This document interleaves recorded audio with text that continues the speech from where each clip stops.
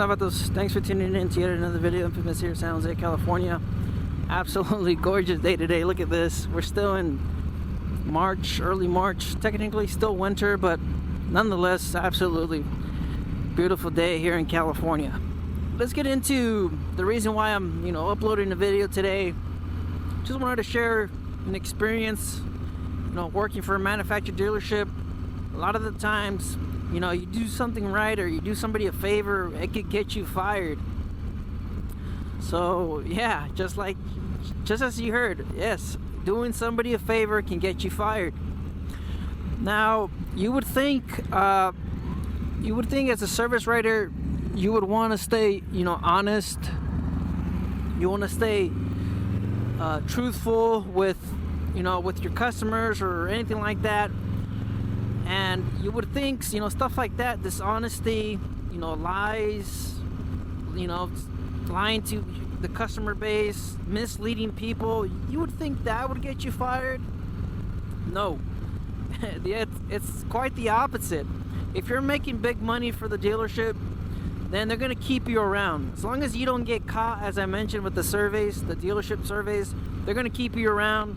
And if you're at top of that list, where the revenue, the profit, the income for the dealership, the sales numbers, they're going to be more lenient when it comes to complaints or something like that, like Yelp or whatever, Google reviews and stuff like that.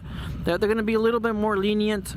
They're not going to get too serious about complaints like that unless, like I said in that video, the survey comes in and it's a bad one. So I think that's the only time you might get. I think that's the only time you'll get fired for lying to a customer or customer complaints. But anyways, let's get on with the story of today's ride. So I had a coworker, service writer, just like myself. Just started. He was still in probation, but I don't know what exactly happened. All I know is he got caught on camera taking money from a customer. Now, I usually always do these type of favors. I wonder what's going on over there. I usually always do little small favors for my customers. Sometimes I'll change the battery. Sometimes I'll change a bulb. Sometimes I'll do something that doesn't require too much work.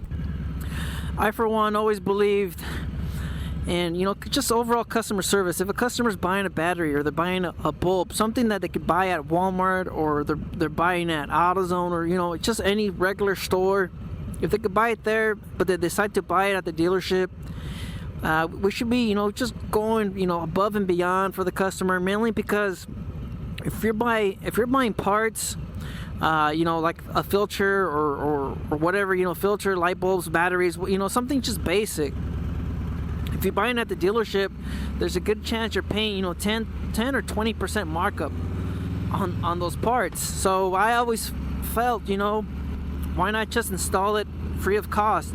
Technically, if you're buying it or if you're selling it through the service shop, if you're upselling a battery or something like that, you're supposed to charge them labor rate. But a lot of the times, like I mentioned in some of my other videos, you could ask for favors or you could ask the mechanic if they don't mind throwing in an air filter or something like that. Most of the time, we're okay with it, or I've always been okay with it. And if the mechanic refused to do so, then I just go ahead and do it myself. And that's what I would do most of the time. I just get in there, change the battery, change the bulb, something simple. It just didn't felt right to me, charging the customer 10-20% markup on parts and then charging them full price for the installation. So if you were to buy a battery, you're looking at $170, $180, 10-20% on top of that, and then a 1 hour labor rate for the battery installation. So it's $140 for the installation of the battery, which will probably cost you over $300 for the battery. Damn! If a customer knows that you're hooking them up and they know that they're saving, $170 or $140, depending on the labor rate, if they know they're saving that money, they're more likely to give you $20 or even a $30 tip, and I would always deny them, because if management sees you taking money, then just put 2 and 2 together. If the mechanic or if the dealership is recommending the service shop, whatever, if they're recommending a service and you're doing it and getting paid for it, so technically you're now stealing money from the dealership. And I believe that's what happened. They caught him on camera taking money from the customer, and I honestly believe he was doing it in good intentions. I don't think he was doing it to screw over the dealership. I honestly don't believe that's what happened, but it just doesn't look good. So moral of the story is, if you work as a service writer, or if you work as a mechanic and you work at a service shop, or if you work for dealer shop, whatever, and if you do work on that vehicle, on your behalf, do not take anything.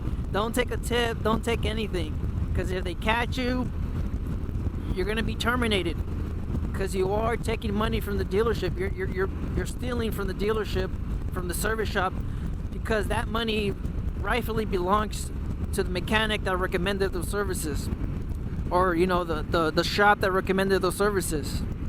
It belongs to the dealership. So don't do it. If you're doing it, stop it. If you're doing it out of the kindness of your heart, don't take a tip. Do not, because it could get you fired. Yes, just stay out there, stay safe. Don't believe everything you read. Life's a risk. Get out there and ride. Later.